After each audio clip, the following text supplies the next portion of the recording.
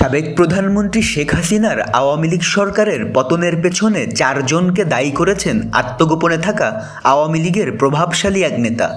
তিনি জানিয়েছেন, আন্দোলন চলাকালে শেখ হাসিনা কারো কথা শোনেননি। শুধু 4 জনের উপর তার অন্ধবিশ্বাস ছিল, যা পরবর্তীতে শেখ হাসিনা ও তার সরকারের পতন ডেকে আনে। ভারতীয় সংবাদ মাধ্যমে দেওয়া এক সাক্ষাৎকারে এ তথ্য জানিয়েছে আত্মগোপনে থাকা ওই নেতা। ওই 4 জনকে গ্যাং অফ 4 আখ্যা দিয়ে আত্মগোপনে থাকা ওই নেতা বলেন, ওই ব্যক্তিদের উপর শেখ হাসিনার ছিল অন্ধবিশ্বাস।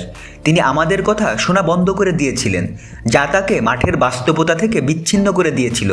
4 জনের এই দল হাসিনার পতন ডেকে এনেছে। আত্মগোপনে থাকা ওই নেতা জানান যে 4 জন পতন ডেকে এনেছেন তারা হলেন শেখ হাসিনার ছেলে সজীব ওয়াজেদ জয়, বেসরকারি শিল্প ও বিনিয়োগ বিষয়ক উপদেষ্টা সালমান এফ রহমান, আওয়ামী লীগের সাধারণ সম্পাদক ওবায়দুল কাদের ও সাবেক স্বরাষ্ট্রমন্ত্রী আসাদুজ্জামান খান কামাল। গত 5 আগস্ট পদত্যাগ করে ভারত চলে যান আওয়ামী লীগ সভাপতি শেখ হাসিনা।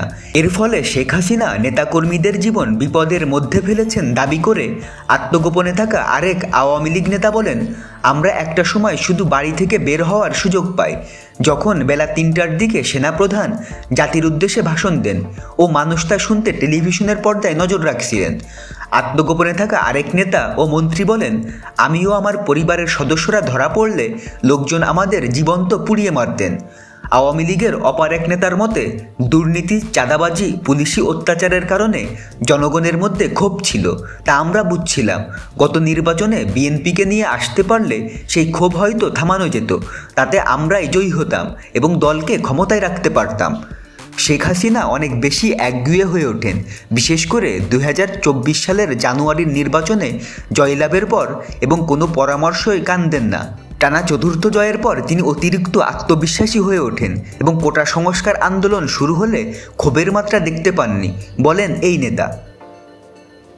তো বন্ধুরা, ভিডিওটি নিয়ে কোনো মন্তব্য থাকলে কমেন্টে জানান। আমাদের চ্যানেলে নতুন হলে সাবস্ক্রাইব করুন। ধন্যবাদ সবাইকে।